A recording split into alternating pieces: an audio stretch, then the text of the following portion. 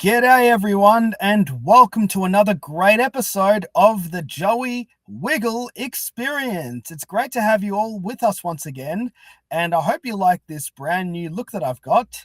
Me pointing at my laptop with a light.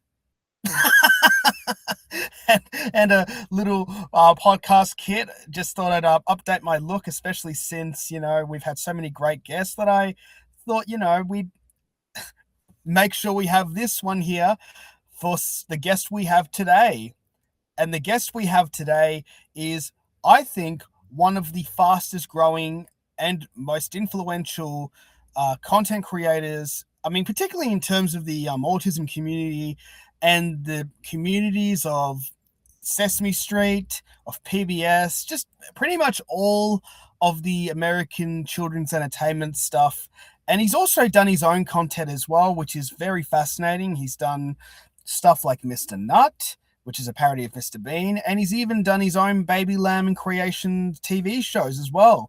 Please welcome to the podcast, the magnificent one and only Baby Lamb Creations, aka Simon. G'day, Simon. Hey, what's good? Thanks, Joey, for that incredible introduction. Great to be here. I was honestly like, there were so many words coming to my head to describe you, which is because it's like, how do I describe? It's like, how can we describe you? It's like you've come such a long way, but also you've grown your channel. I think the reason why so many people have drawn so much attention to you, not just because of the fact that you're a very talented individual yourself, and you also, and by the way, for those listening, he's also a very talented pianist. He can really play the piano, but he's also become one of the fastest growing content creators in the community of autism, which is wonderful. I mean, you've managed to rack up how many subscribers to this day? Currently, right now, I have about 168,000 subscribers right now. Whoa, 168,000. That is, dude, you're closer to 200,000 too, which is mental. I know. How does it feel, man? Just coming that far. Yeah. Personally, I have no idea how I've managed to get that many. I mean, I've been lucky enough to have some videos like blow up tremendously over the years, so I guess that kind of helped. But yeah, I mean, it's just crazy thinking that I somehow managed to get that many subscribers. It's so unique, man. Like because and I've seen most of the videos you've done, and obviously they're pretty well. I mean, most of them are just compilations of like shows like Animaniacs and like PBS and the Teletubbies, etc., etc. Like obviously, pretty much all the stuff that would, like, let's be honest, like between you and me, like just the kind of stuff that would really grab anyone's attention because they're the most watched and talked about children's shows on the planet. Well, I wouldn't say most of my videos are like Most that. of them, not most of them, but it's like the Teletubbies, and it's like it makes sense. But also, like I mentioned earlier, you also stand out in so many great ways because, like I mentioned, you're a very talented pianist as well. I felt like I was doing the Animaniacs bit. Like, you're a what? You're a what? Like, a pianist. that actually came to mind. That's what I was trying to not say.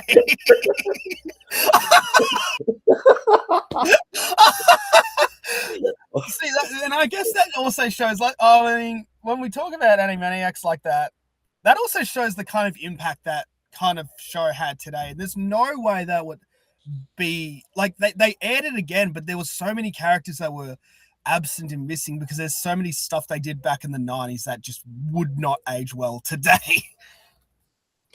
Yeah, to quote Homer Simpson from that one episode, times have changed.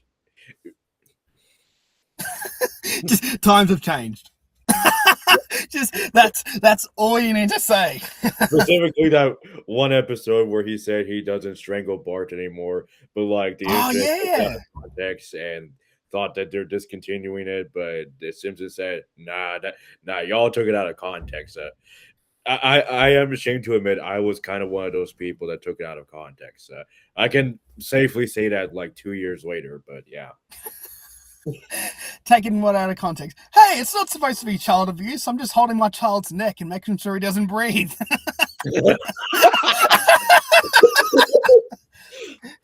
I mean, what did they expect? What did they expect? I mean, I don't get me wrong. I love The Simpsons. Like, I mean, it's an iconic running gag. It's pretty much like what made The Simpsons what they are today, which is kind of crazy. But I can understand people being a little bit concerned in terms of cartoon logic, because it's like, yeah, it's an animated show, but he's not letting his kid breathe. Yeah, I mean it's crazy, bro. I mean, personally for me, this may be kind of a hot take. I don't really find the gag as a whole as funny as other people do, but I know there's like a lot of moments where Bart like really deserves it, like he had it coming and stuff. Yeah, For all no, the times he said to absolutely. his Homer, causing him pain. So I guess in a way, it's kind of Homer's form of discipline. I mean, not saying it's the best approach, but I Yeah. mean, when you consider who Homer is and how he grew up, it kind of makes Yeah. sense. Oh, yeah, absolutely. Because you look at the episodes where they look back on his especially for those who may or may not watch The Simpsons as much, there's when they do the episodes, typically when they focus on flashbacks of Homer's childhood, and obviously anyone would raise so many questions like what happened in that man's life to make him turn out the way he did, and it's like, and then you look at it and it's like, oh, that makes sense. His mother walked out on him. His dad was a neglectful alcoholist. Just that explains everything, when you have neglect in your life and you have nowhere to turn to. And Yeah. also, he has a crayon in his brain. Yeah, especially Why is it taking 35 years to get it out? 37 exactly, but still. man. Yeah, but How it's funny crazy. that That's crazy too. Sorry, I was going to say, how crazy is it that it's been on the air since 1989 now? It's been like this year marks 37 years since it debuted on television. It's yeah, so crazy. yeah, it's when you think about it, it's amazing how much The Simpsons have really stood the test of time, especially for like an animated show that where the characters don't age, and yet somehow they just adapt to all the changing times and stuff, update their technologies and stuff without any explanation. And yeah, I mean, sure, there's a lot of people complaining that, oh, The Simpsons is dying. Y'all gotta end the show right now, or like let the voice actors rest or whatever. But it's like, yeah, I mean, if they're enjoying it, then like, Yeah, they are. I Yeah. mean, who cares? Although I will say, maybe they should give Marge's voice actor a break. Like in some ways, like because it looks like it's clearly taken a toll on her voice, and it's not that like obviously not the same as it used to be. I mean, But yeah, I have it's kind respect. of But you know what? I have respect for what's her name, Julie Caviar. Julie Kavner, yeah. Julie Kavner, yeah. I have so much respect for her for doing that voice for such a long time. And I think like there's a scene in the Simpsons movie which I think is one of the best acting that I've seen from the Simpsons in ever. And for those who don't know what I'm talking about, and it's been like nearly 20 years, so I don't care if you know or don't know already, but there's a scene where Marge is recorded she's recorded over the wedding video because they had to leave Springfield, and it's like it's all this stuff that's happening, but they're in basically Alaska, and Homer doesn't want to go back to save Springfield from being destroyed, and then Marge says, it's about having dignity and all that stuff, and then basically she feels like she's lost him and he's not the same person, and then the farewell message she records, like, this so like it's so well, emotional. it's so emotional, but also so well acted as well. It's so well acted. Like it's like if that wasn't an animated movie, that scene probably would have won whoever did that an Oscar. Man, that is great.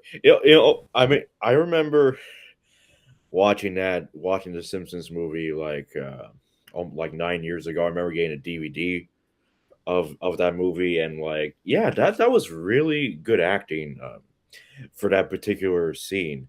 Yeah, And Julie Kavanaugh, like it's like when people criticize her for like, oh, her voice isn't the same. It's like, go back and watch that scene. It was never about the voice.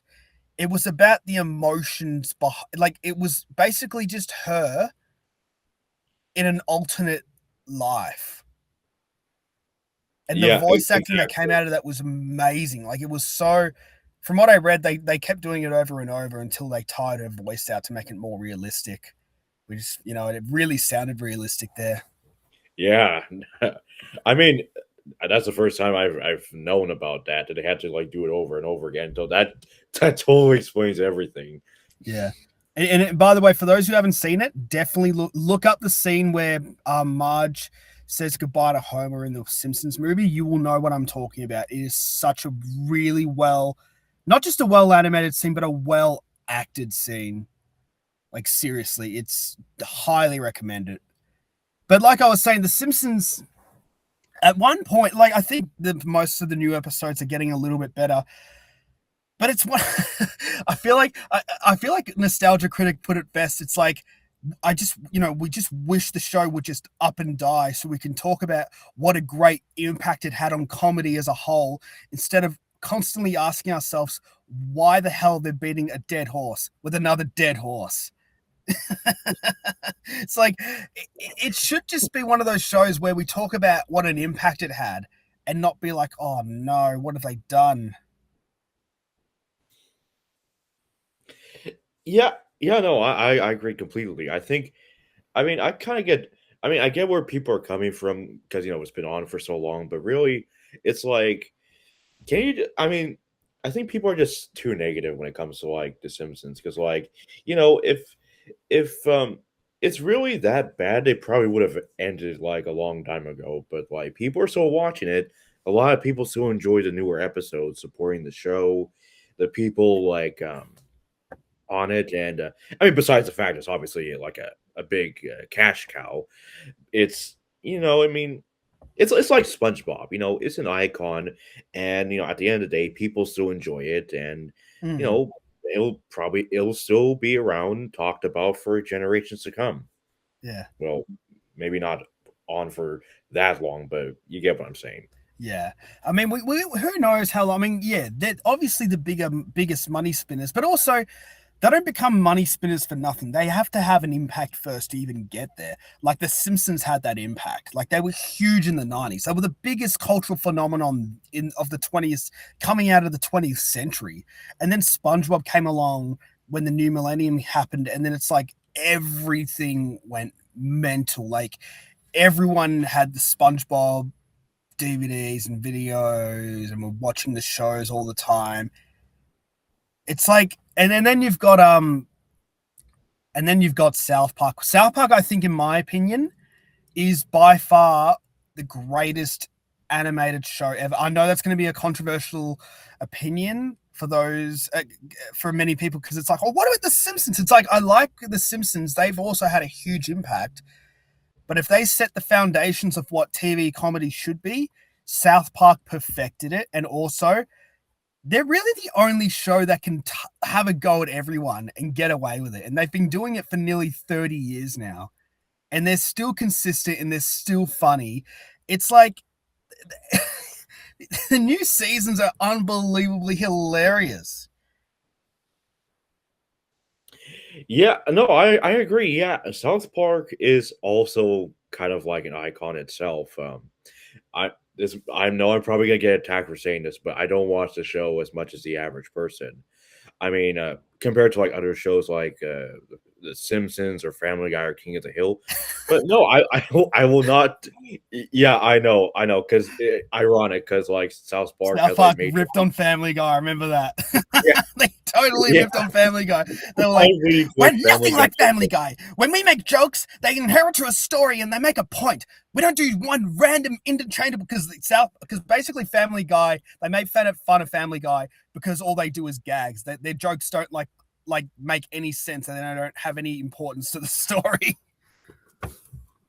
Which explains why they haven't won an Emmy, and South Park. South Park has. So there you go. And South Park have a Peabody too. Does Family Guy have a Peabody? Still waiting. I think we're about to start the cartoon wars all over again just by this conversation alone. Yeah. Yeah, Hey, but look, South Park did. I mean, no, Family Guy was cancelled. South Park hasn't, and then Family Guy came back. yeah, but um, yeah, but I definitely cannot deny the impact South Park has also had, especially Mm, like in recent years, because the way they're animated and stuff, it kind of takes quicker to produce an episode compared to like other shows that have like full on animation. But yeah. especially like in recent years when they like conveniently make episodes based on all kinds of current topics and stuff, and Oh yeah. it's amazing, really. Like, They have nothing off limits. That's why, dude. That's why I think it's one of the greatest shows. Like it really is. It's like the Dave Chappelle of animation, basically.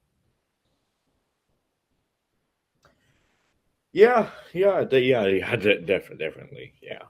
Well, I mean, I mean, personally, I'm more on Team Family Guy, but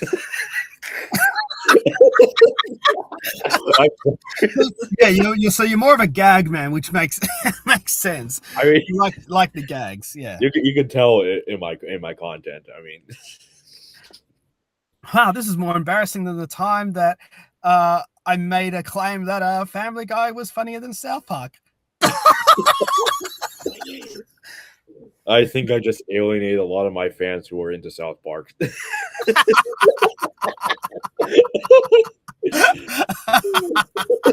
Oh my god. Oh dude. No, it's okay. Look, I don't blame you. Family Guy, I think people enjoy Family Guy too, just because of the fact that you probably just get a quick laugh at it. And I remember watching and also I bring up Nostalgia Critic again because obviously when he's also like I think out of all the people in the TISM community, he would be the alpha. He's the alpha when it comes to critiquing and movie reviews and all that kind of stuff. But I remember watching something he was doing like a deep a deep breakdown of how important humor is and stuff and like different types of humor and shock humor and stuff. But he was talking about like the comparisons between South Park and Family Guy, and I thought it was really important and interesting to know because it's like that because both shows are at the end of the day they are both shock humor. Like they're desperate to shock and they don't care who they offend. Yeah, exactly. And while they're both like very good at it, most people particularly prefer South Park in a way because they feel like for South Park the extremism on the show is an excuse to apply common knowledge in a world of madness. And it's true. Like if you watch South Park, it's like there's so many crazy things that happen, but it's basically it takes a while for it to sink in. You're like, wait, no, this is not something that they just came up. This is just a depiction of what's happening in the world. It's crazy. Like they really like they all they've been doing is just making fun of dumb celebrities and just dumb people in power. Like that's all they've done. Yeah. And as long as there's stupid people in power, they'll still be relevant.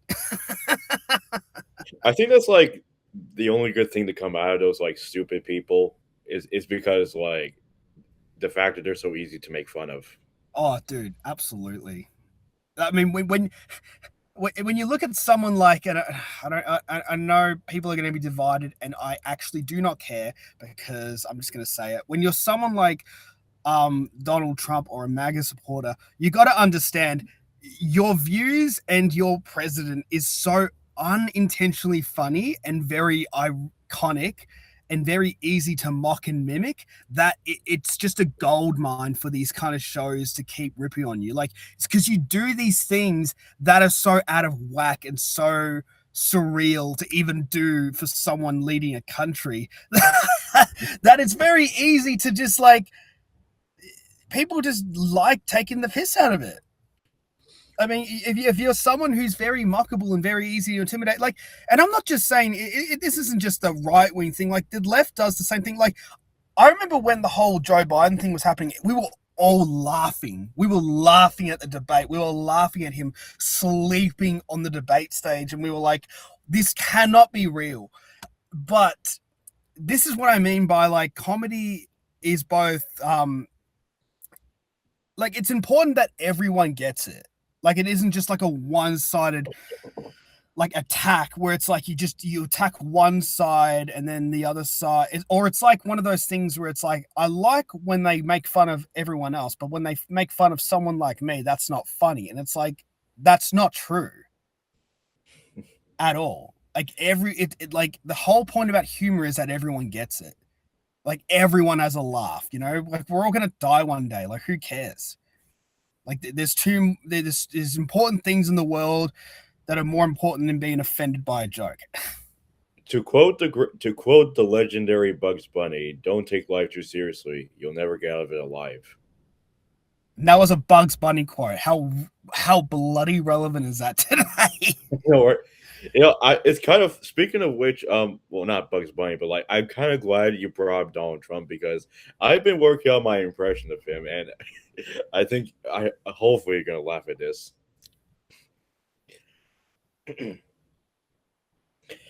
Okay, so this is my impression of the greatest president in the world. It is the best impression ever. It is by far the greatest. No other impression can compare to this. It is very big. It is very huge. And it's very easy. See, that's the thing. He's very easy to mimic because of the fact that no one else speaks like that. Like all you do is you just do that. You just make it a little bit more gruff, and you make it sound like you gotta throw up or something, and it's very easy to mimic, and it's huge. You should see, yeah, dude. I'm very constipated right now. I've been holding it in. I have to go and sign an executive order for the pee pee poo poo bill, and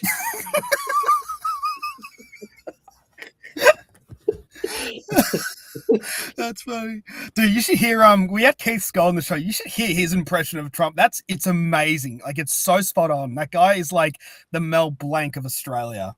I can imagine. Like he does really good impressions of U.S. presidents, and he did one of Trump, and it's so spot on. It's so funny. Oh man! But like I said, the thing is, especially if you're in power, you got to be aware of like no matter who you are, like you're gonna be made fun of in terms of satire, in terms of political gain, and it's like it's just that people do that all the time. You just gotta like own up to it and stop complaining about, oh, they're not allowed to make fun of me, that's not fair, I'm doing my best. It's like everyone does that to anyone who has influence and power. I mean, let's be real. If you're not being made fun of on South Park, you're doing something wrong, which is the kind of the right thing to do. But also, at the same time, if you are being made fun of, just don't be a pussy. That helps. That kind of helps me see everything with a new perspective because I've gotten made fun of by trolls a lot. Because of I mean, I've been on YouTube long enough to deal with that kind of stuff. But now I don't really care because I feel like if I have trolls making fun of me or something, or if I've been made fun of in some shape or form, then that means I've done something right. That means I've that's how far I've come as a creator. Yeah. I mean that's the thing. Like you learn these things from just being like obviously having some good people to rely on and mentors and stuff, but also just you learn about the internet as well and what people say and what kind of people to trust as well.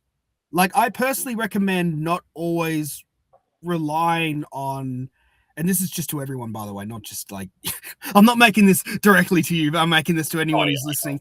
I recommend I recommend to anyone like just don't rely on just the one person to give you all your facts and information, because especially if there's someone who's just a, like a, if they're not like identified as a journalist and they're just doing what they're doing because it's stuff that they support and it's not maybe something you might not support or like, just everyone should be allowed to pick and choose.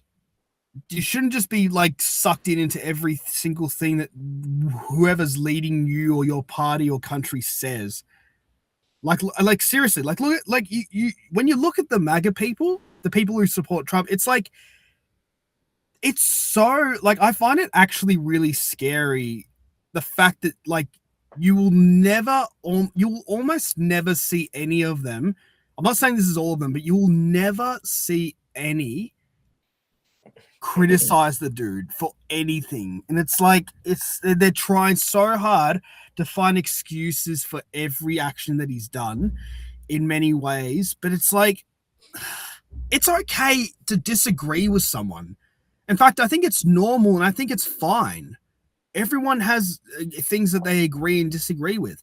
Like there's people I like who I won't like. I'm not going to say who they are, but there's people I like who I've disagreed on many times.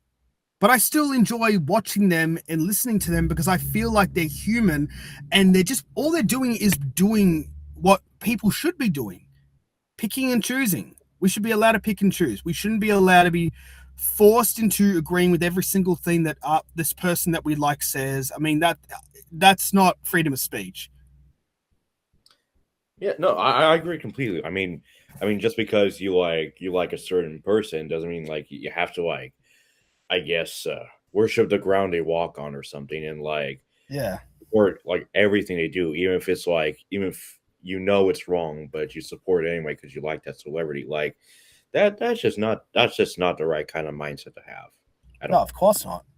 I mean, look what's happened because of it, and it actually makes me angry that they've even allowed that to happen. But looking at what's happened with the Corporation for Public Broadcasting, it's like Oh my god. all they've done. It's so true. They have just let someone tell them, and they're using that person as their guide for facts to be like, okay, this is not helping the society. Let's just disband it. And it's like this, and it's been around like I was watching the video where Fred Rogers, aka Mr. Rogers, was talking in I think it might have been Congress when he was pleading for funding for the Corporation for Public Broadcasting.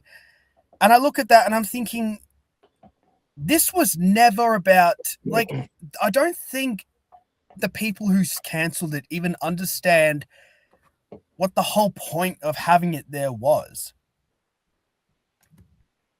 Like they just cancelled it because they thought, oh, it's delivering propaganda while they themselves is have you seen the video where they're like they got Columbus being like being a slave is better than being killed, no? Oh my god. It's so funny. It's like I they seen that pretend it's I one. love how they pretend like, oh, they're the ones spreading propaganda while they're the ones being like, oh, slavery's fine, man. Don't worry about it.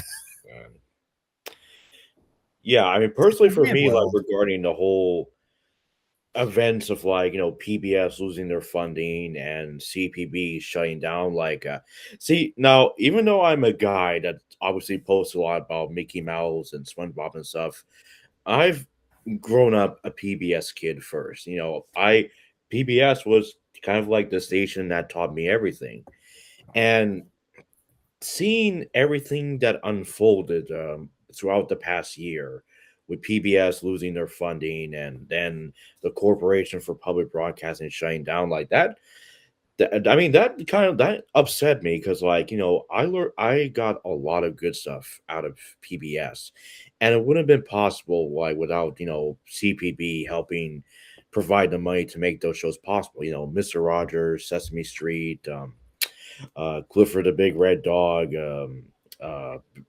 Between the Lions, a bunch of other PBS shows I'm probably forgetting right now, but I mean, it's not propaganda at all. It's just Yeah. teaching kids how to be better people so they don't end up like the people who are in charge of the country Dude, right imagine being the president and being like Sesame Street is propaganda, and you're saying that to a show that like that pretty much made one of the greatest moments of television history when they discussed the death of Mr. Hooper. Like that is like one of the top moments, not just in kids television, but in television as a whole ever. Like that's one of those things where it's like they saw an opportunity and they took it.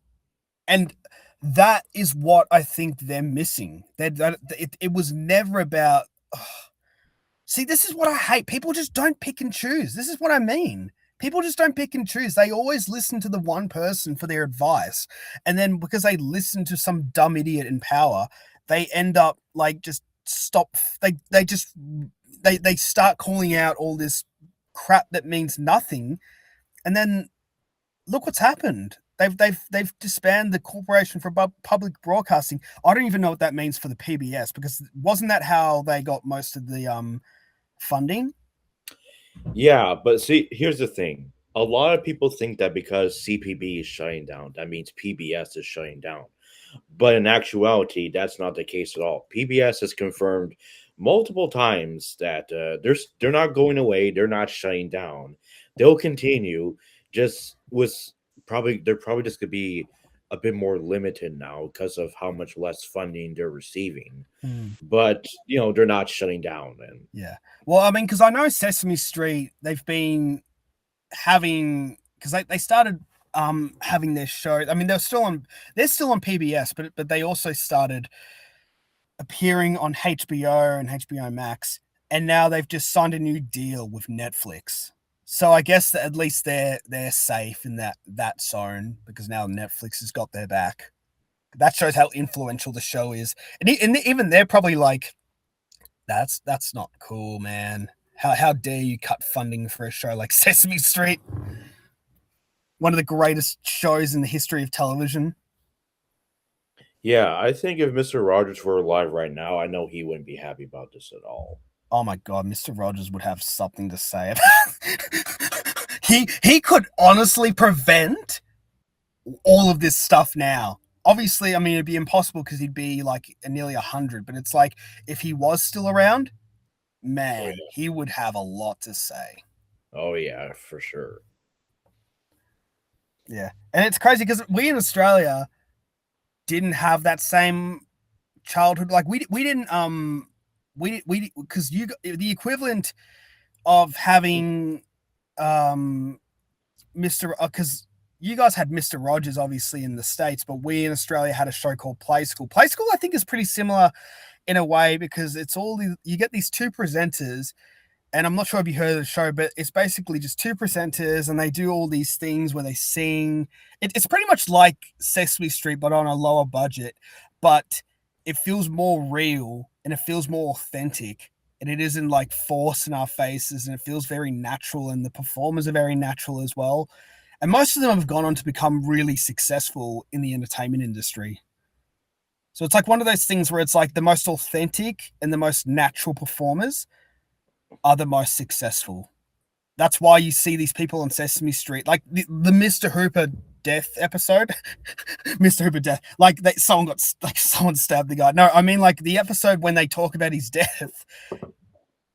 You can really see like the emotions, and that's just some of the. It's not even acting. It's just people who loved someone who they're never going to see again. That's what made the show so good. Yeah, Like, it's how a could you very cut public funding from something like that?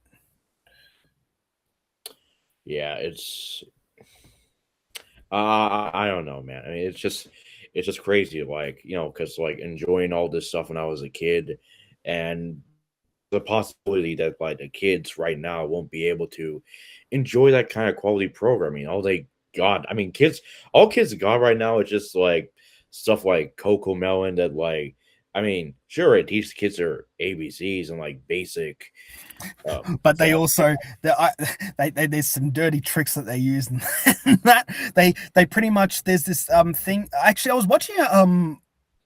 was watching a breakdown of what they do in their videos that get kids addicted. One of the things that I think, like two things that help. One of them is like they max out the colors to its like highest. Like it's like if you see the color purple on the screen down here, it's like imagine it's really purple. Like it's at the level where you can't stop looking at it. And then there's the other thing where they cut the cameras. There's a new camera shot every 2 or 3 seconds. And dude, you know it's really bad when they said the longest camera shot was 6 seconds. They cut the camera so many times in their clips and videos that it keeps kids like, because then when it changes, it's like, oh, what's happening now? What's happening now? What's happening now? It's crazy. Like I was watching the video and I couldn't even take my eyes off the screen because it was like it kept changing. Like the camera shots kept changing every like 2 3 seconds. Oh yeah, to be more like stimulating for the More young. stimulating, exactly. It's so crazy. It's not like this, dude. It's not like when we're talking on the screen and all we got is the thing on the bottom that says you are tuned in to the Joey Wiggle Experience podcast. Like it's not like that. It's like you take this, but now the camera shots keep changing every 2 or 3 seconds. So then your eyes don't go away from the screen because you're just like, what's happening now? What's happening now? It's so, dude. They are using every dirty trick in the book to keep kids addicted and just dumb, or dumb, or dumb. Yeah, if I Worst. I'm gonna say it now. It is Cocomelon is the worst piece of children's media ever. Don't ever make your kids watch that show, or they will end up dumb. amen, amen to That's that. an endorsement from the Joey Wiggle Experience. If I'm ever lucky enough to have kids of my own, I'm definitely not gonna like show them Coco Melon. I mean, I'm gonna show Nah, them quality programming, stuff like Mister Rogers or Sesame Street or hell, even Mickey Mouse. yeah. Or even Blue. You know what? Even Bluey. Yeah, Bluey. Yeah. Oh yeah, definitely Bluey. That's probably one of the greatest modern preschool shows ever made. I mean, I don't watch it a lot, but I mean, I've seen lots of clips of it. It is perfect. And you watch it, Absolutely. and dude, it's one of those shows where you can watch it as an adult because it's so comforting. It's one of those shows where it's like you think it's aimed at kids, but I think it's secretly made for everyone. It's supposed to be like Yes, fun for kids, exactly. but then for adults because it's a reminder of the nostalgia that they had growing up. Exactly. Yeah, exactly. Like it's so well made, and it's like Cocomelon will never do what they do. They'll never be at that level. Way. And Bluey is more humane, and Bluey is more humane than President Trump ever will. Imagine uh imagine an Australian cartoon dog being more humane than the president of the United States. Dude, How I old know. is she like 6 or something? 6. Yeah. Oh yeah. 6 or Man. 7. Oh no, 7, I think. She's 7 now. Dude, you almost just But Bandit. brought again. 6 or 7. Oh no! 6, 7!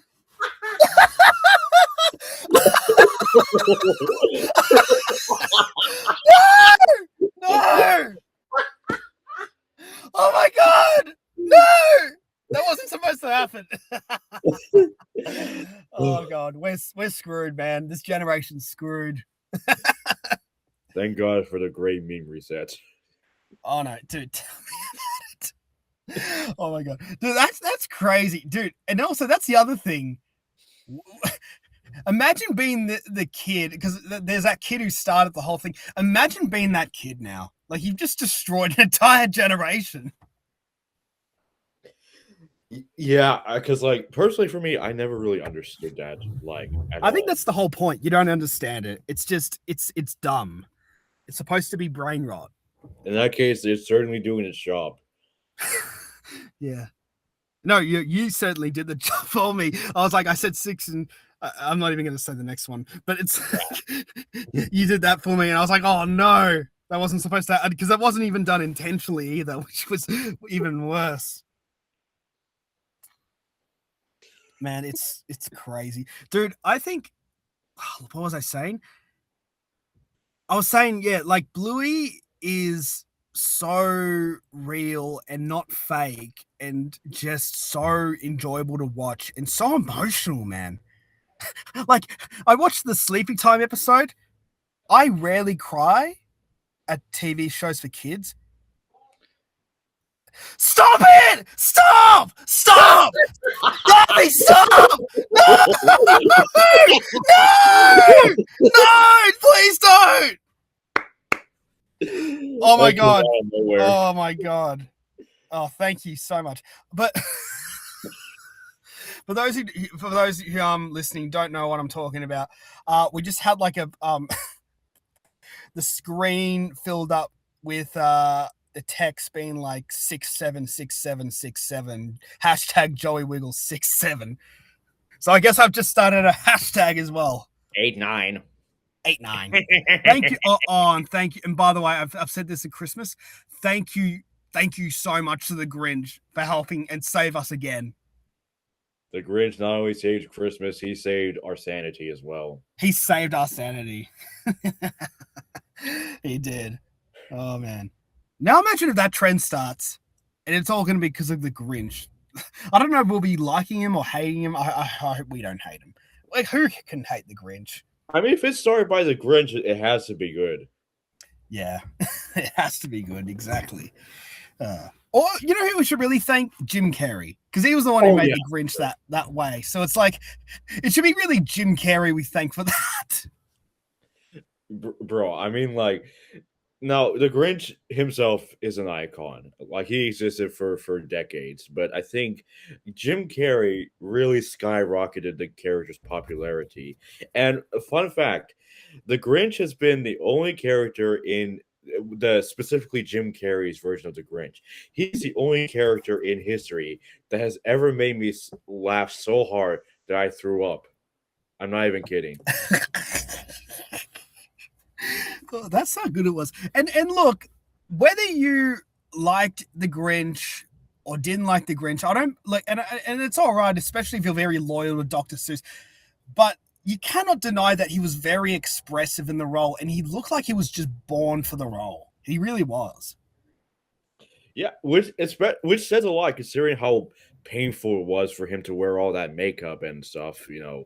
Oh, dude, I know that story. He kept meditating to himself every day. He's like, "I'm doing this for the kids. I'm doing this for the kids. I'm doing this for the kids." While he's buried in all that makeup. And you're in the makeup chair for like 2 or 3 hours. And it's like a day. I get it. You know, it's a lot of makeup for the Grinch.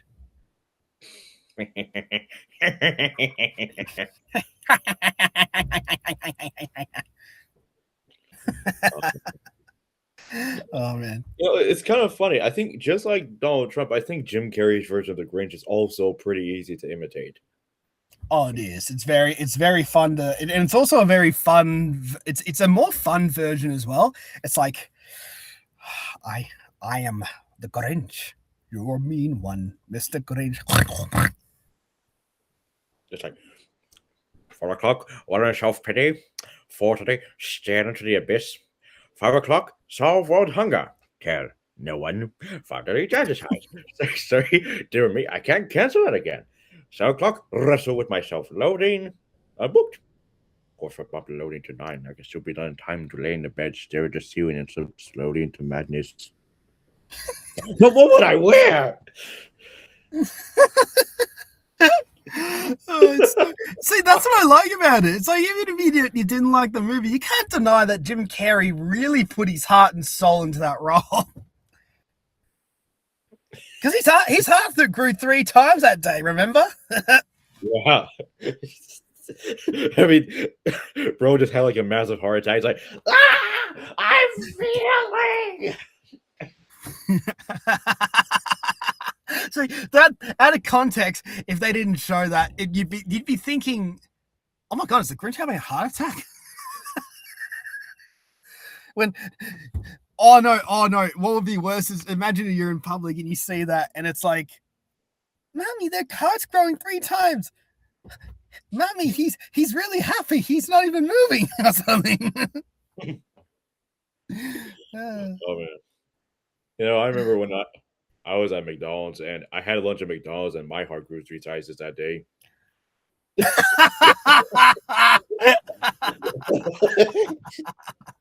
Oh my god, dude.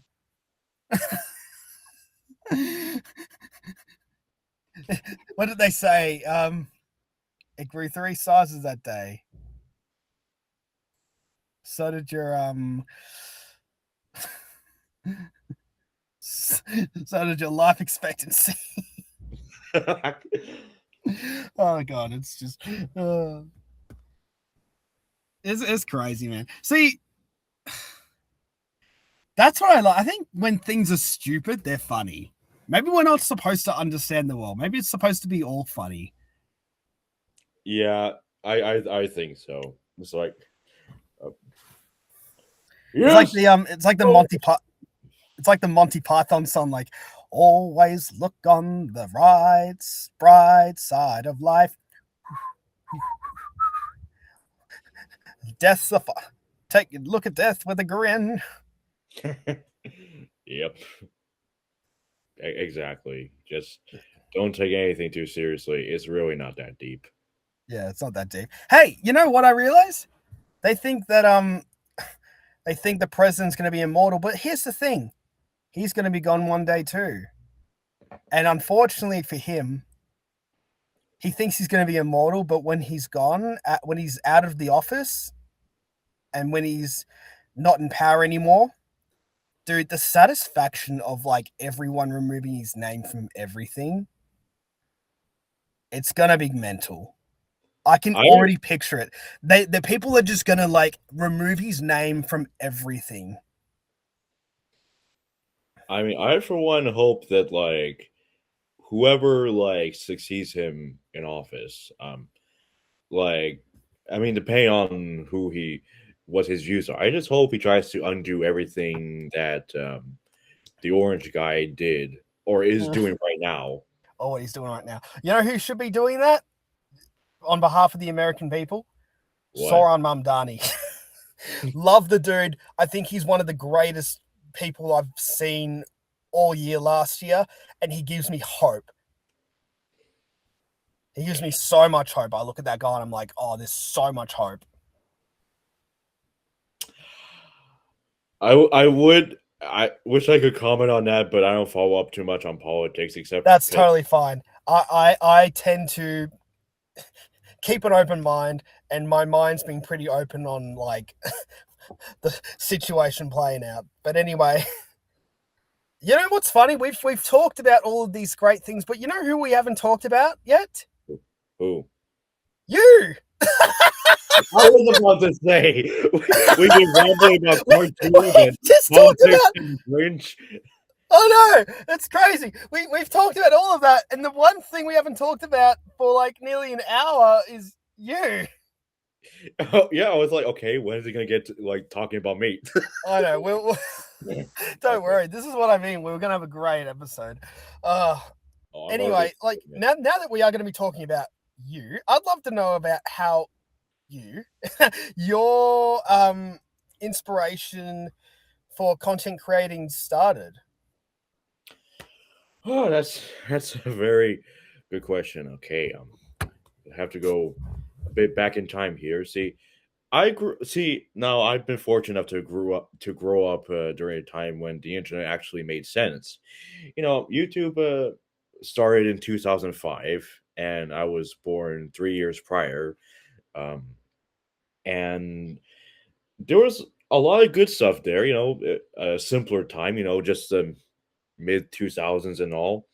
And so I was also kind of raised on YouTube. I watched a lot of great videos and stuff, and I became super passionate about it. But there's one certain YouTuber that I always credit as being the reason I started making videos in the first place, and that's a guy by the name of Exploding Apple, Jack Sullivan. He started YouTube like about over little like 15 years ago, and he did like a series of plush videos called Angry Birds Craptastic Adventures. You could go look it up. It's super funny, and they used to make me laugh a lot, a lot. Well, they still do, and so it kind of inspired me to start making videos with my own plush toys and stuff, and which eventually became the series known as Baby Lamb and Friends on YouTube, which I still do to this very day.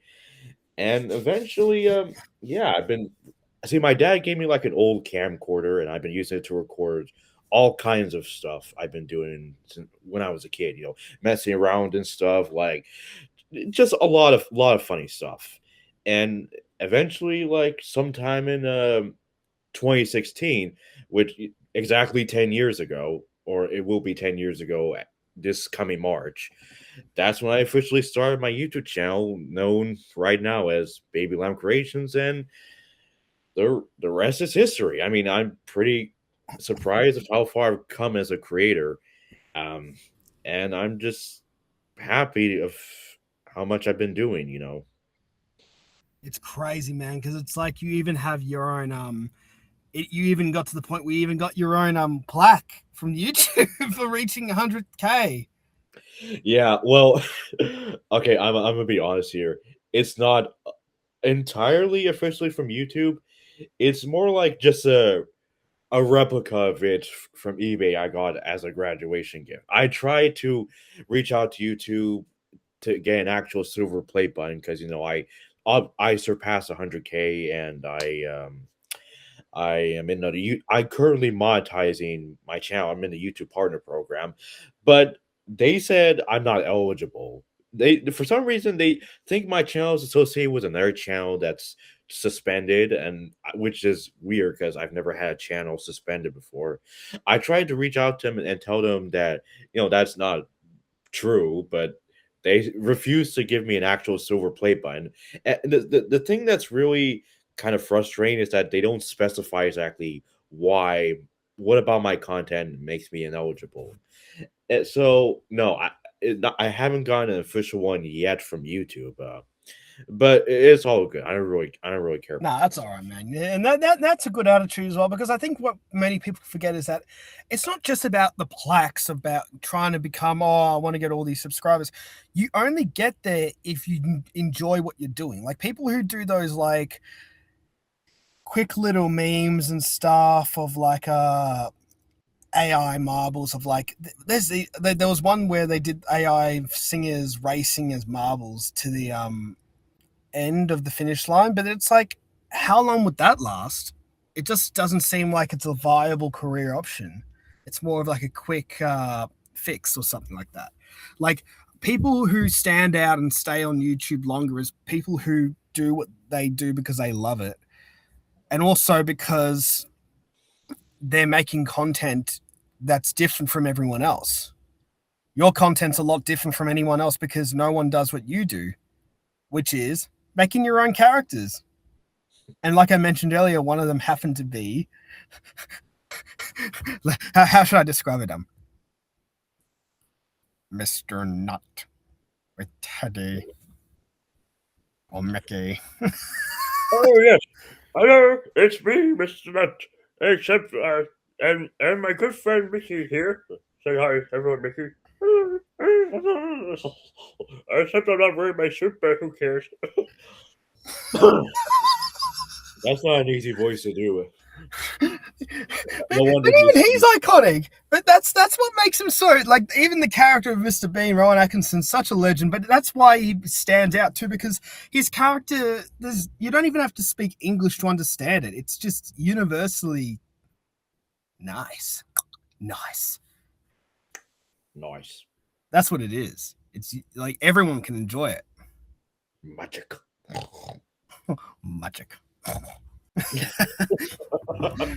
I know. Oh man, yeah, I love Mr. Bean. I've known about him for a while, but I really got into him in 2018. I was traveling overseas in Africa, and they were airing Mr. Bean on Boomerang, both the live action show and the cartoon. And I really became into him so much that I wanted to do my own version of him on YouTube, and thus became Mr. Nut. And I'm kind of surprised that like that pretty much became one of the most popular stuff I've done on my channel. Like I've seen like a lot of people bring up like Mr. Nut, and like yeah, I mean I'm kind of surprised it managed to get like a lot of views and stuff. Dude, it's crazy. But also that shows the talent of Rowan Atkinson. I think he's one of the greatest. He's in my like top 2 or 3 of like greatest comedic actors of all time, because he managed to like, and I've loved his other roles too. Like have you seen Blackadder?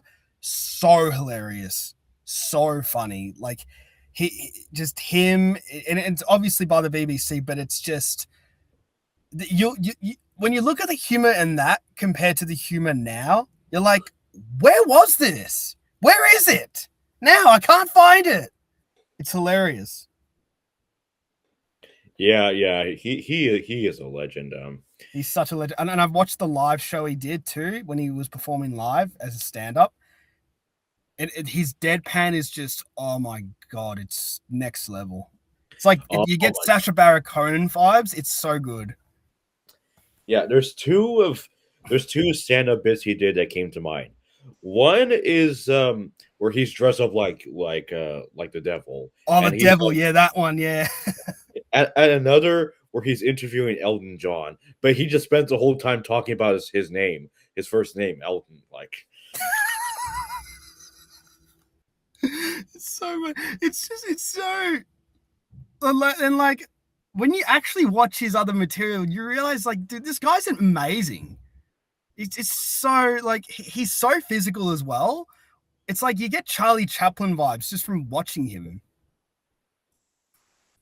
And that's what made Charlie Chaplin stand out too, is like he at this as well became so popular around the world because there was no language. It was just basically physical humor.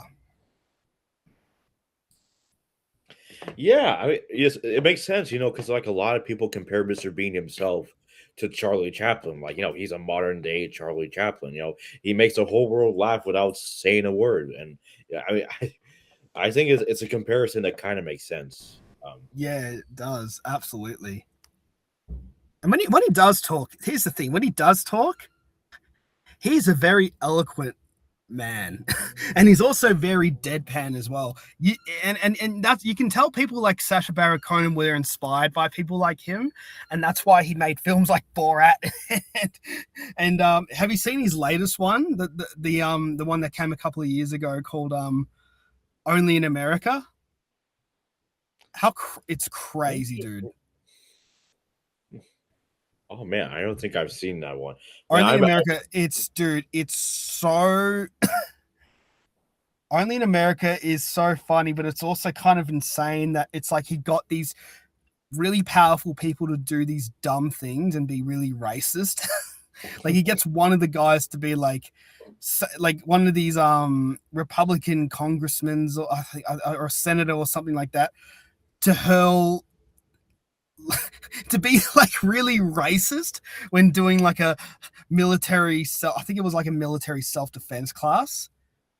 And I think you can find it on YouTube, but he basically gets the dude to like have a tripod with the camera to and just to act like he's Chinese or something, and then he says all these like really like really racist like hello,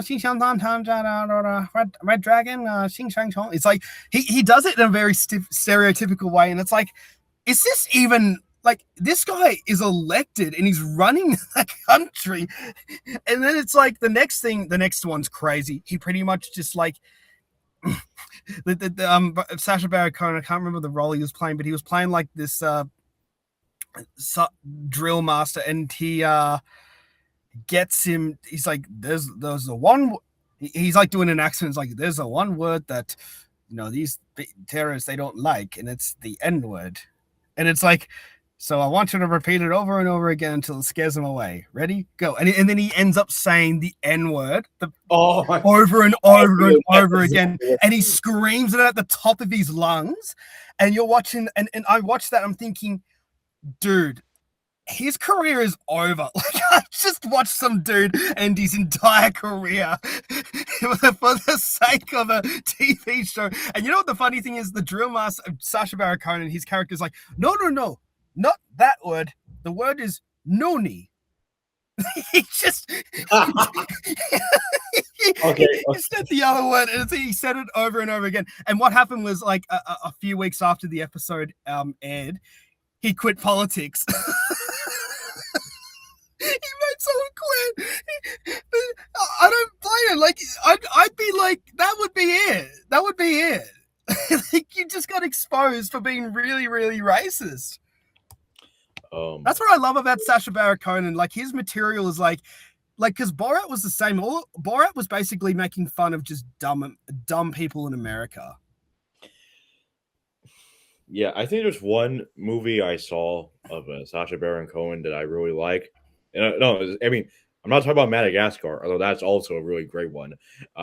It's from 2012. It's called The Dictator, where he basically he basically played a dictator of a fictional country. I think somewhere in like, I don't know, it's like Africa, maybe it's in like I think it's like somewhere in like the Middle East, and it's it's like super hilarious and super edgy, and the way he portrays it, the dictator, Admiral General Aladdin, it's hilarious, really, because like it's exaggerated, but like at the same time, not really.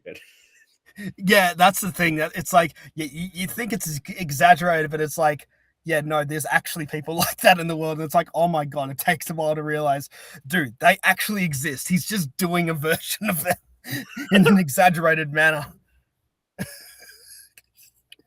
Oh my God. But that's the thing too. It's like, his material is always based on satire of the time. Like Bruno, I love Bruno too. That was funny. That was making fun of the homophobia that was in America by him acting like really, really like queer and gay, which was hilarious because it's like, it's a movie, and then you get all these, dude. There's the thing at the end of the movie where he does like this thing where he's the character. Have you seen Bruno, by the way? I don't think I have. No, well, he does this thing at the end where he plays a character called Straight Dave, and and he acts like really American, and like yeah, my name's Straight Dave. You know, we hate these homosexuals and all that stuff. And it's like this really, really pro straight crowd, like Southern Texas kind of style people. And it's like a cage fight as well. And you get all these like rednecks and like, oh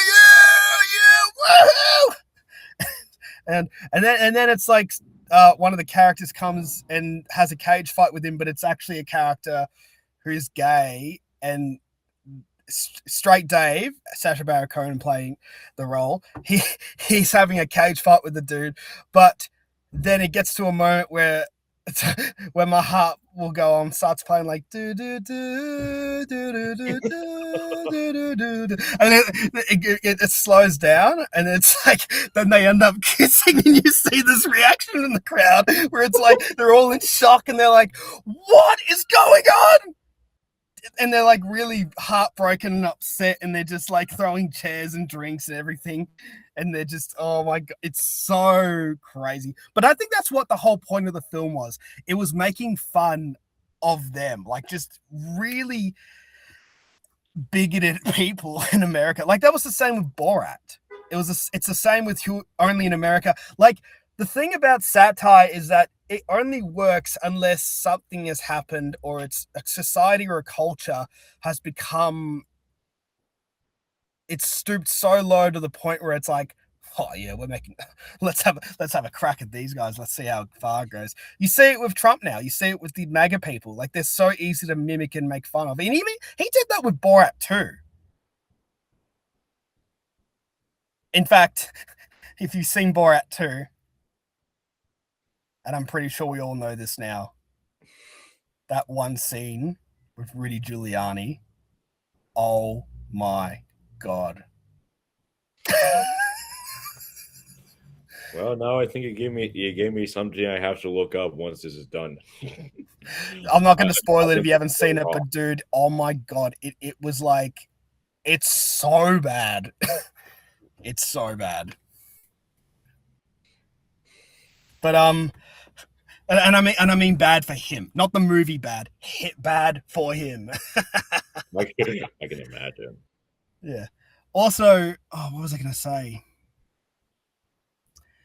Yeah, this is why I think comedy needs to be ruthless and it shouldn't apologize to anyone. Like I heard Scary Movie 6, the upcoming Scary Movie 6 film for the Scary Movie franchise. I read that it was going to be unapologetically ruthless and it doesn't care who they offend. And I'm going to take a wild guess. It hasn't come out yet, but I'm going to take a wild guess and say they go after MAGA. they're gonna really. I bet they're gonna go after them. They're gonna go and use everything against them, and we're just gonna be laughing as they become the very thing that they were fighting against. I mean, it's so true. Have you noticed that they've become? I love how they've, and I know for a podcast that's talking about nostalgia, I'm more than happy to laugh at how crazy the world is too, because it's like when growing up, I used to be, shown all these things where it's like, look at these guys that are supporting, Hillary Clinton and all that stuff. They're woke and stuff. And then you look at them now, you criticize the president, and they're like, hey, don't you talk about my daddy like that? I'm not sensitive, you are. It's like, you can't even criticize them at all. It's so funny. Like, it shows how far we've come and how far we've sunken. But also, I'm just going to call it, Simon, I'm predicting Scary Movie 6 is going to be ruthless against MAGA. That's who they're going for. They want to offend them. They want the president to come after them. And then they're going to call it propaganda. The MAGA people, something like that. When it's like, hey, we're not the ones who are crazy like you. Sorry. I mean, I think, yeah, I wouldn't be surprised. I mean, especially because the president right now is a guy that like can't take any humor. Considering that Stephen Colbert, like his show got canceled, even though he was rightfully making fun of Trump, and Jimmy Kimmel, his show briefly got suspended for more or less the same reason. Yeah, dude, that was so stupid for that to happen. That was blatant censorship. Yeah, because that's technically like an attack on freedom of speech, and like, I mean, just because you're the president, that doesn't mean you're above criticism. Yeah, dude, honestly, but he's got that. That's what I mean. When you're someone like him and you've got influence and power and supporters who will never criticize you, it's so sad, man, when it comes to that. When you get to the point where you can't even tell right from wrong and you don't know how to make your own decisions and you have to rely on other people to make them for you. It's like, that's what we need less of, dude. We need to all think for ourselves. We all need to, it's okay to disagree with something. No one's going to, you're not going to get killed. I mean, I was trying to avoid the word kill, but then I realized, it doesn't matter. There's certain words we can't say on the internet, which it annoys me. But what I'm trying to say is, like, don't be afraid of having a different opinion. Like, everyone's got an opinion about something. I'm sure it's not like gonna be as bigoted or as hated, or, I mean, sure, it might be a little bit eyebrow raising, but at the same time, like, just everyone needs to make their own decisions and not be blindly sucked in by, which is kind of ironic for me saying this because I'm the one hosting a podcast, which is, don't be blindly sucked in by every single thing that has been said. Like, you got to learn to make your own decisions too. Exactly. Don't be a. I know it's gonna be ironic for me given my whole brand and all to say this, but don't be a sheep. don't be a baby lamb. Well, I wouldn't say that. Baby lamb, baby lamb. By the way, how many people have done that to you? I hope I'm not the first. No, actually, actually, I think you are the first to have said something, to have made that joke. Baby lamb, baby lamb. Oh man. Oh, whoops, sorry. I guess I've started something, unfortunately. Hey, at least it's better than that certain number. Oh no, please don't repeat it again. And I swear to God, please don't put it up on the screen again, Darby. Please, mate. But anyway, what was I going to say? So now I'd love to know what your reaction was when your channel actually, oh my God! No! Stop, Darby! Stop! He did it again. Oh my God. Okay. Darby, you have the best timings. Like, seriously. Oh, okay. Okay. And it's even got a hashtag, so there you go. Well, I'm gonna.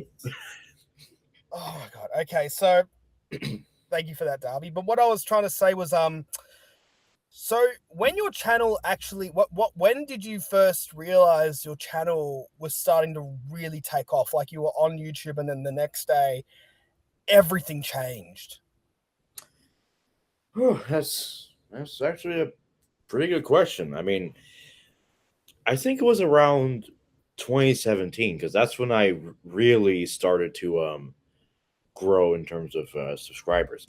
I started that year with just 500 subscribers. Then by the end of 2017, the end of that year, I somehow surpassed 10,000. And then like just 2 years later, like in 2019, I gained 50K. Then I doubled that another 2 years later, and yeah, I'm just it's crazy, really, knowing that like a lot of people have subscribed to me and all, and like I'm all verified and everything, and I'm sorry. Are you seeing? I know, Darby. Thanks a lot. Okay, so I guess we're really doing a trend now. Sorry, Man, what were you saying? this remind me of that one scene from SpongeBob when everyone was saying Plankton's first name and Karen was like trolling him by showing. Oh, I know, and it gets more exaggerated too. Exactly. That's crazy. Yeah. Oh, dude. Anyway, so well, crap. I think I lost my train of thought. That's all right. Yeah, see, this is Yeah. what I mean. This is why I hate these stupid trends. They ruin your mind. Yeah. Oh, okay. Okay. Anyways, okay. Now I remember. I think it's yeah. I guess it's crazy, really, knowing I have that many subscribers, and like, because when I tell family members about it, like they're surprised when I tell people like at school or something how many subscribers I have. I mean, they're surprised. I mean, I guess that's an easy way to, I guess, get popular with the cool kids or something. I don't know. Be like, I've got 100,000 subscribers. How many do you have? 0. Yeah, I guess it really is just. I mean, I don't want to say it's luck or anything, but because like YouTube's algorithm is like unpredictable sometimes. But Oh yeah. I guess for me, I guess I am just kind of lucky because here I was just being a 13-year-old kid with a camera, an iPad, and a dream, just posting videos on YouTube. And here I am 10 years later, with all these views, all these subscribers, all these fans and friends I've made that appreciate me and support me and my work and stuff. And knowing how much I've grown as a creator, going from making simple Minecraft videos and just, silly videos of me recording off a screen to making full on memes and animations and edits and piano covers and song covers and collabing with other YouTubers, even big YouTubers I look up to, and just seeing myself reach up to that point in my journey as a creator. Like, I'm not going to deny that YouTube as a whole has changed my life completely, and I consider it a blessing that nearly 10 years later I'm still posting content and people are still enjoying them. And oh my god. I just saw Darby do that. Oh my god. Yeah. Anyways, yeah, I'm just blessed of I'm blessed that I've come this far, like almost 10 years later. And yeah, I mean, it's okay if I do like a little plug or something, tell what I'm gonna do this year or something. Yeah, sure. In fact, we might even have that as a way to wrap up the episode. So if you'd like to tell the viewers what you're doing next, I mean it'd be very exciting because it's going to be a big year. 2026. I mean, there's a lot happening. Just a lot of sequels and biopics and GTA 6. What else? Yeah, I see a lot of people post on social media that like 2016 is like it's the 10th anniversary of 2016, the best year ever and stuff, and I'm inclined to agree. But yeah, for those who don't know, this year 2026 is going to officially mark the 10th anniversary of my YouTube channel, the 10th anniversary of Baby Lemon Creations, and also 10 years since I first joined the internet. And so I'm gonna be doing a lot on my channel to celebrate throughout the year. One thing, this is probably the first time I'm mentioning this anywhere, but I'm gonna be releasing a big 10-year anniversary special on March 22, 2026, which is gonna be exactly 10 years since I joined and posted my first video. And yeah, I'm gonna be posting an announcement about it because I'm gonna let my viewers be a part of that special. I'll explain later on my channel when I'm ready, but yeah, I'm hoping for this to be a big celebration of everything I've accomplished on YouTube over the years. A bit of some throwbacks. A mix of like old and new, and even bringing back stuff I haven't done in a long time, if I'm lucky. And yeah, I'm hoping for this to be a big year for my channel, and this is gonna be, yeah, I'm gonna go with Disney AF and like celebrate all throughout the year, like throughout the entire year. I'm not gonna like end after March or anything. It's gonna be a year-long celebration, and I hope everyone watching will come along for the ride. Yeah, absolutely, man. Yeah, and also I really hope too. I'd love for us to collab more because for many people who don't know, we actually did a collaboration last year together in celebration of the Goofy movie's 30th anniversary. We did a cover of Nobody Else But You, and I felt like it was important to do a cover for the movie because of the fact that it should have been a film that you just see back in the 90s and then just not talk about again. But for some reason, over 30 years later, it's managed to have an impact and a cult following. And that's why I feel, and even for me in Australia, like we Aussies grew up with the film too. Like it's one of those films where it's like it's more than just a Goofy movie. It's about family. It's about family. Exactly. Man, I'm telling you, I really enjoyed doing that cover with you. I mean, you have a really great voice. Like you sang well as Max. And I appreciate that you wanted to do this cover with me. As I always enjoy singing, but I also enjoy singing as Goofy. Ah, Dad. Nobody else but you. Yeah. Nobody else but you. And oh yeah, you met the guy who did Goofy, Bill Farmer as well. Crazy. How Yeah, great was that? that was actually my third time ever like meeting him, and he is not only just a very insanely talented man, but he's very nice.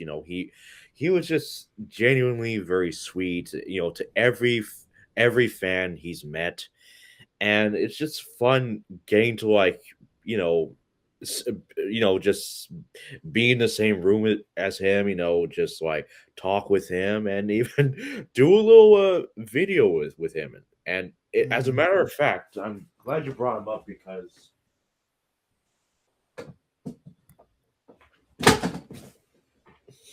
ignore that. He's got the Goofy hat. He signed it. He signed the Goofy hat. Oh, that's amazing, man. That's so cool. We definitely, you know what? I definitely am going to keep Bill Farmer in mind. I really am trying to aim for like voice actors as well on the show because it's like after we had Keith Scott, I just know there's so many people out there who have just made such big impacts on our childhood, and they're not like very well known, obviously, because they're voice actors, but it's like their voices are so iconic. And I just know that Bill Farmer would be an amazing guest because of the fact that he did Goofy's voice. But also the fact the Goofy movie is a great film as well, like I mentioned, because of the fact that it's more than just a Goofy movie. Like it's aged very well. It's amazing too. It's very well written, and what I love the most about a Goofy movie is how well it portrays Goofy as a lot more than some two-dimensional character that always clumsy and goofy and goes hoo, hoo, hoo, hoo-wee," and stuff like that. He it shows he can be very expressive, he can be emotional, and he can be serious, and he's not always goofy as his name would otherwise imply. Yeah, exactly. And also, let's be real. Goofy's goated, man. He's a great dad, and man, he can score. Yeah. Like in the sequel and all that stuff, Goofy's got the goofs, man. I mean, we should be more like Goofy, you know what I mean? for real. I mean, he's the only character. I mean, it makes sense that Goofy would score. He is the only character in the Sensational Six that has done what you normally would do to have your own child. He's the only one to lose his. Yeah, I know. Yeah, I get it. there was a joke. There was actually a really funny joke from a video I was watching. It's where Mickey catches Minnie cheating on him with Goofy, and then when he takes her to court, he's like, "Oh, I know." Judges, have you seen it? The judge is like, "So it says here you want to divorce your wife Minnie because she's been extremely silly," and then Mickey's like, "I said it was fucking Goofy." like double meaning, that was hilarious. It's so funny. Hello, Minnie. Hi, Mickey. Yeah, by the way, for those wondering, did you see my cover when I did when the Super Mario movie came out and I did the Mickey song for Minnie, like, Minnie, you're so cool, and with my star we're gonna roll. Oh. Minnie Mouse, understand, I'm gonna love you till the very end. Minnie, Minnie, Minnie, Minnie, Minnie, Minnie, Minnie, Minnie, Minnie, Minnie, I love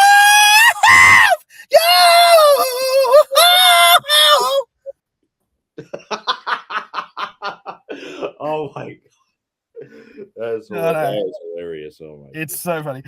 Oh man. It's yeah, they're definitely they are a must on this show, and I will definitely keep Bill Farmer in mind. I will definitely keep you in mind when if we get him on, because I'd love for us to actually have a chat about the movie with him, you know, like what was his thought? Oh Because yeah, obviously there was the documentary that came out too, and I find it crazy that they didn't want him to do the goofy voice at first. It's like, how do you do a goofy movie without sounding like Goofy? yeah. I remember watching that last year on Disney Plus, and the fact that Bill Farmer had kind of a bit of an existential crisis because they wanted him to voice Goofy, but in his normal voice. Like, I get it. Like his normal voice is kind of like Goofy, but a lot less exaggerated and all southern or whatever, but like it's called a goofy movie, so it he should be sounding goofy. I mean, But I get them wanting to have like a bit of heart in it because it's like we've seen all the stuff before. When you add in a bit of the family values, but where do you get those family values? And which always way for should your I lie? certainly high. A goofy movie's that kind of guy. Yuck. Yeah, I mean that's why it's stood the test of time. I mean, people who would have thought it was dated, not anymore. Nah, nah, it's definitely it's personally one of my favorite Disney movies of all time. And I'm so glad that it's a movie that people still appreciate, celebrate, and resonate with even today. It's an icon. It's really an icon. Absolutely, man. Yeah, absolutely. Look, we're gonna wrap up shortly, but before we do, is there any kind of advice that you would like to give our viewers who honestly, there will be people inspired by you and your journey and the fact that you've done all these great things. What advice will you give them to follow in your footsteps, or if they would want to be at that level? Hmm. Oh, that's a that's a that's a pretty I guess deep question. But from my experience being on YouTube, like I've experienced both the best and the worst that the internet has to offer. But I think what's important is a few things. One is just being true to yourself, just be who you are, be your authentic self. Just don't do something just because it's what the algorithm does. If it's something you genuinely enjoy doing and it makes you happy, then by all means just go for it. I mean, I mean, sure, like you may not always get like a lot of subscribers right away or something, but that doesn't mean you should give up. And Mm, obviously, even if you make like the best content ever, there's always going to be people that like will say stupid stuff about you or like make yeah, fun of you or anything. But I've learned very recently that my life would be a whole lot easier if I didn't take everything people say to me or say about me personally.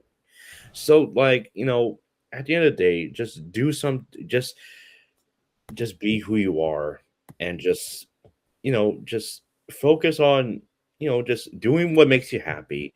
And, who cares if people don't like it? As long as it's something that you enjoy and it doesn't hurt yourself or anyone else, and, it's obviously not wrong on a moral standpoint, then just go for it. Just be yourself. Be just I know I'm repeating myself. I did not think about this at all. This is all off the top of my head, but yeah, just be your authentic self. Just enjoy what you're doing, enjoy your life, enjoy your passion, share what you want to share. Um, you know, as long as it's legal, obviously. as long as it's legal, Yeah, absolutely. but yeah, just enjoy the ride. For when you want to make videos or whatever you want to achieve on YouTube, you have to enjoy the journey as much as the destination. That's a great, yeah, that's a great way to look at it, man. That's a really great way to look at it. Yeah, I got that advice from a pretty great voice actress when I asked her what advice she has for anyone who wants to be a voice actor. So I guess I'm kind of sharing that kind of wisdom with anyone who might be inspired by my channel to produce videos as well. What's the name of the voice actress? Actually, I'm very interested because I'd love to give her the recognition for giving great advice like that. Oh, that would be a very wonderful lady named Caitlin Robrock, who's been the current voice of Minnie Mouse for Disney since 2019. That's incredible for especially taking over for the late Russie Taylor. Yeah, I've had the honor of meeting her in person last year, and she's just so wonderful. I mean, besides the obvious fact that she's very talented, she's done a great job taking over such an I guess continuing such an iconic Disney character. And Mhm. doing it in almost exactly like Russi Taylor, which is not something I say a lot for anyone who succeeds an iconic voice actor and voicing a famous cartoon character. But Mm. she's also like very sweet, she's very kind to like Bill Farmer. She's very kind to everyone she's met and has a damn great sense of humor as well. Like seriously. Yeah, without a doubt. Yeah, we should make sure to tell her that too. Yeah, if we ever chat. But anyway, that is all the time we have. Thank you so much, Simon, for kindly genuinely giving your time to appear on the show today. It's been such a privilege, and I think it was a great chat that we had. So thank you so much, man. Well, thank you for, just giving me the opportunity to be here. Sorry I didn't get to do it last month for Christmas, but you Yeah. know, For it was those listening, yeah, we had it. We were originally going to do this during the 12 guests of Christmas, but a bit of conflicts and scheduling stuff happened. But I'm glad we got to have this chat. I really am. oh yeah, for sure. I really enjoyed talking with you, Joey. I mean, obviously you're both a great friend and just someone I can really enjoy talking with. Is like I've had such a great time being on this podcast, and I appreciate you getting a chance to let me talk about my experience on YouTube and just giving me a platform to share my thoughts on all kinds of stuff. Mm. I really appreciate it. Yeah, no worries, man. And that's what I love about this show too. It gives people a platform as well. I mean, I know a lot of people. There's going to be some people, many others will not like, but I think it's important that we actually hear what each other has to say. And also, there's no time limit as well. I know we've probably done this for about an hour and a half, but I'm glad that it's that we've talked for this long as well. But anyway, yeah, thank you so much for joining the chat, and also thank you to all of the viewers for listening to today's episode. Be sure to subscribe to the channel, hit the notification bell, and don't forget to follow the podcast on Spotify, Apple Podcasts, Amazon Music, iHeartRadio, etc. And Simon, would you like to do the sign off for the show? It could be anything. Yeah, sure. Um, actually, there's one person I want to bring out to sign off. Excuse me for 1 second. Well, given that he's obviously my channel's namesake, I think it would be appropriate he signs off. Hey everyone, it's me, Baby Lamb. And I want to say thank you for watching the episode and be sure to give Joey lots of support. And yeah, I hope all of you have a really wonderful day and I can't wait to celebrate with you. Bye.